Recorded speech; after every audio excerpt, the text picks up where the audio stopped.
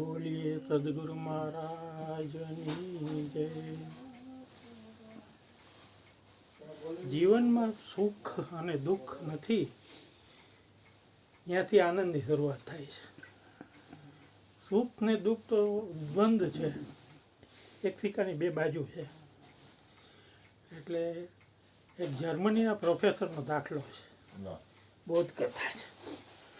એના જીવનમાં એવા નિયમિત ચોકસાઈવાળા અને બધી રીતે કાબેલ હતા કે એ રાતના 10 વાગે સૂઈ જાય અને સવારના 4 વાગે ઉઠી જાય।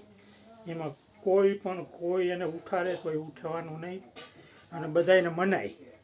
એના નોકરને હોત એને કહી દીધું હતું કે ભાઈ તારે મને ઉઠાડવાનો નહીં, ધરતીકંપ આવે ને તોય તારે મને નહીં ઉઠાડવાનો। કે યુનિવર્સિટીમાંથી તેથી રાતે 12 વાગે મેસેજ આવ્યો, એમ મીન્સ એટલે ટપાલ આવી। ત્યારે તો કાંઈ મેસેજ નહોતા, કાગળ આવ્યો કે ભાઈ આ તમારા જે પ્રોફેસર છે એની ચોકસાઈને નિયમિતતા અને એને બધે સારાપણને હિસાબે આપણે એને યુનિવર્સિટીના કાઉન્સલર બનાવી દઈએ, એટલે કુલપતિ બનાવી દઈએ, એવો ઓર્ડર આવ્યો એમ। એટલે ઓલા નોકરને થયું કે આ મને ઉઠાડવાની તો ના કીધી છે અને રાતના 12 વાગી ગયા છે। હવે એને તો મને કીધું હતું કે ધરતીકંપ આવે તોય ન ઉઠાડવું, પણ આ તો સારા સમાચાર છે એટલે ઉઠાડવા જ હોય। એટલે એને પ્રોફેસરને ઉઠાડ્યા રાતે 12 વાગે।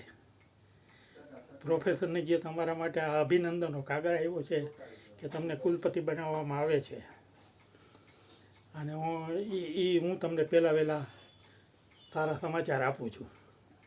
એટલે પ્રોફેસર ઉઠી તો જાય, તો ઉઠીને સાંભળીને એક લાફો માર્યો ને એને નોકરને, એટલે નોકર તો બેસી ગયો અહીંયા છાનો મૂનો। પ્રોફેસર તો પાછા સૂઈ ગયા।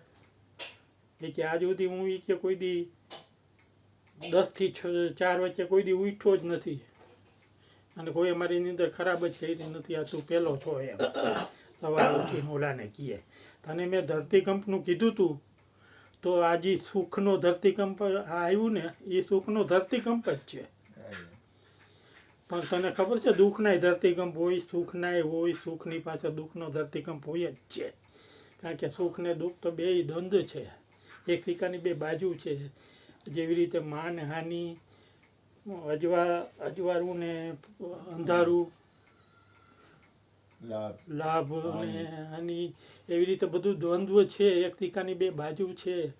જ્યાં સુધી તમે એ આખો સિક્કો નહીં છોડી દો ને ત્યાં સુધી આનંદ નહીં આવે, ત્યાં સુધી બ્રહ્મનું તમને સુખ નહીં મળે।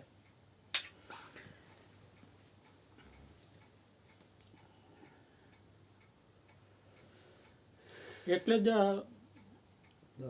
હિન્દુ શાસ્ત્રોમાં ને બધે કીધું છે કે ભાઈ દ્વંદ જ્યાં સુધી નહીં છોડો ને ત્યાં સુધી તમને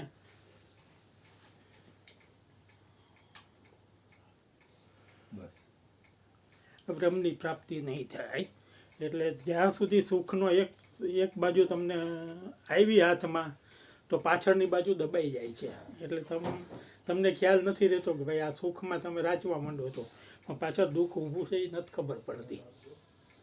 એટલે જ્યાં સુધી તમે સાક્ષી ભાવે રહીને એને બેયને દ્વંદને મૂકી નહીં દો ને હાવ, ત્યાં સુધી તમને સુખ મળે, આનંદ નહીં મળે એમ। હા હા, બે જ્યાં સુધી નથી ને પછી પૂરા થશે ત્યાં પછી જ તમને આનંદની શરૂઆત થશે। બોલીએ સદગુરુ મહારાજની જય।